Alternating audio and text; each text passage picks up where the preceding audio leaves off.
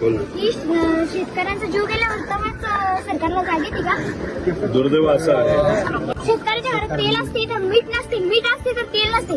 तेलाला भाव काय 115 रुपये आणि सोयाबीनला भाव काय 3-4 हजार रुपये. शेतकऱ्याला काय पुरू राहिले? खरं म्हणते तू, आम्ही पण हीच भूमिका मांडतो.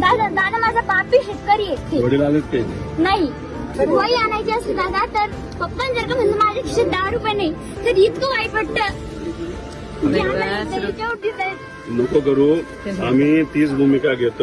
मजुरी जर का करायला गेलं तर लोक त्यांच्या वावरात तर खूपच राबून घेते, पण रोज बी 200-250 रुपये फक्त हातावर टेकवतात. 1500 रुपयात काय होणार आहे का महिना? 1500 रुपये नाही दिले चालते दादा, पण आमच्या मालांना भाव द्या.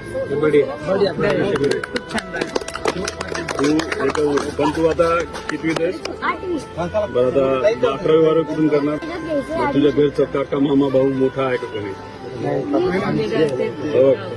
हिचं तू 8वी ना, 11वी जेव्हा जायचं असेल तर बारामतीला शारदा नगर म्हणून शाळा आहे. ही ज्या पद्धतीने बोलते ना, आक्रमक भूमिका घेते, तर उद्या जाऊन ही नक्कीच मोठी, सगळेच बनतील, ही मोठी अधिकारी बनेल.